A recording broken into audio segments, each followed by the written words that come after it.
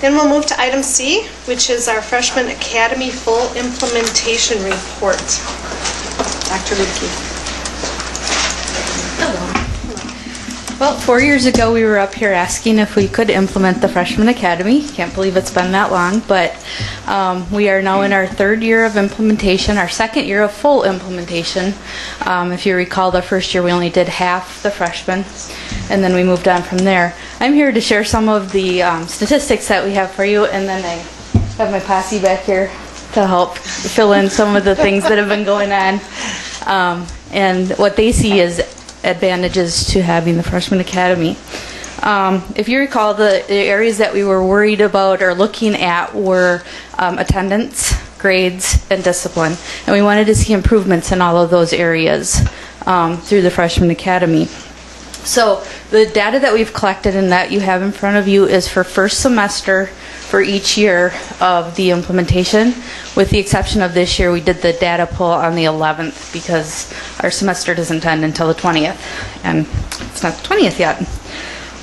So with attendance, I was unable to get the data for 2009-10. It wasn't in the setup when I inherited it, and we couldn't pull that out. But if you notice on the attendance in our 2008-9 year, which was the year before we implemented, so that's basically our control group, we had in our first semester 1,807 absences. Our first year of full implementation, we were down to 1,493, and then at this point this year we were at 1,453. So you can see that there has been a decrease in the amount of absences in our freshman students.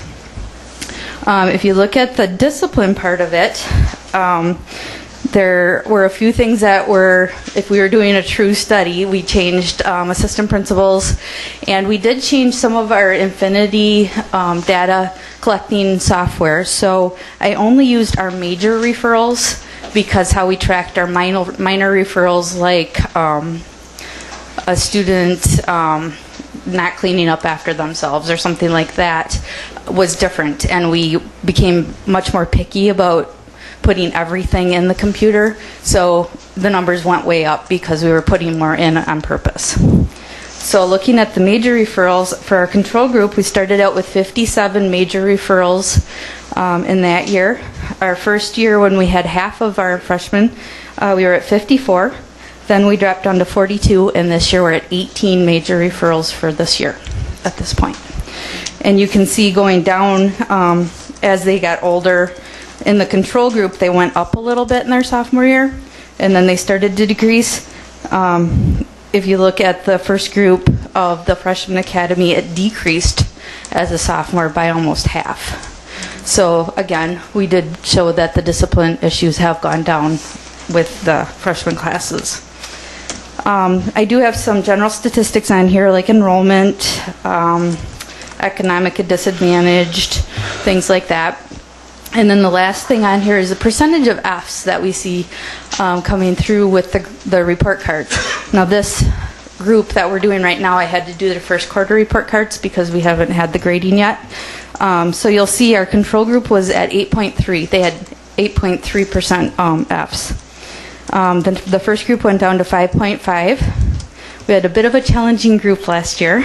They did go up, but they stayed below the control group in their percentage of Fs, even though it was a very challenging class. And right now with our freshmen, we're at 4.08 or 09, so it's half of what it was for that control group year. And then the chart at the bottom just kind of shows the decrease in the amount of Fs that our students are seeing. So that's kind of my statistic part of the show. You guys want to add anything? Scary up here, but I guess I'm more here for questions than anything. I've been here since the beginning of the Freshman Academy, and one of the ones that was really for the implementation. Statistics are nice, but what we get to do is we get to interact with kids. As a group, we have consistency with the 4 core teachers. We incorporate other non-core teachers into these meetings, and I think it's been an extreme help. We've also made some changes at the high school that I think has helped. One of them is a JAG program, which allows us to use one study hall. For 2 years, we had to run around and grab kids and then pull them into our study halls. And having those kids in one study hall has been a huge improvement for us this year. So, questions? And I think the decrease in the percentage of Fs is a direct relationship to the academy study hall and the teachers being available for those students that are struggling to be able to get the extra help that they need when they're struggling in the classes at the high school as well. And why is it so effective on the discipline side of things? Well, we think one of the reasons, and when we had done the studies in this, we found that when kids are more comfortable in schools and it's a safer place, that they're going to act out less. So this relationship between the core teachers that we build with this extra study hall, I think, has a huge advantage of them not acting out. Plus, we have consistency and discipline.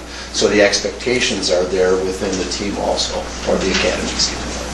And I think one of the things why we saw such a dramatic decrease this year, at the beginning of the school year, we did expectations assemblies and really hammered out to the students, this is what we expect, this is how we expect to see you act in these areas. And they were very much aware of where we all stood, and the teachers were too. They all were on the same page going into the school year, and I think that's a big part of why we saw such a big decrease in it this year. Well, Bill, you said statistics are fine. You just as soon have it where you're really gaining something is interaction with the kids. And that's most certainly true. You have fantastic statistics, though, that prove that this program is working, Gail. Happy to see that. I guess what we're asking at this point is that we can continue doing the freshman academy and not have it be a pilot anymore, but a real part of our school. Do you see anything that you need to tweak with this? To be honest with you, after 3 years, and maybe Stephanie can help a little bit, Sanson had come from an academy and also had done some of that stuff. One of the things that we have changed is, if you remember originally, we had went with 3 days of meetings and then 2 days with the kids. We've completely flopped that. We found that we needed to spend more time with the students. And I got kudos to the middle school, by the way. They've also done a great job of getting us those names. And I think it's been a real good fit. We haven't found much discrepancy in the list they give us and then the list that should be there. So really, obviously you're improving all the time, but I think it's going real well the way it is. So moved to take this program from pilot status to regular status and as part of the program. I'm thinking we maybe should hold that till next month, since it's just listed as a report tonight. Oh, okay. And so we'll put down for approval next month, and then, Okay. Gail, if you don't mind coming back in case there are any questions that you generate between now and then. Is that all right? Yes, that's good. It is a report. So.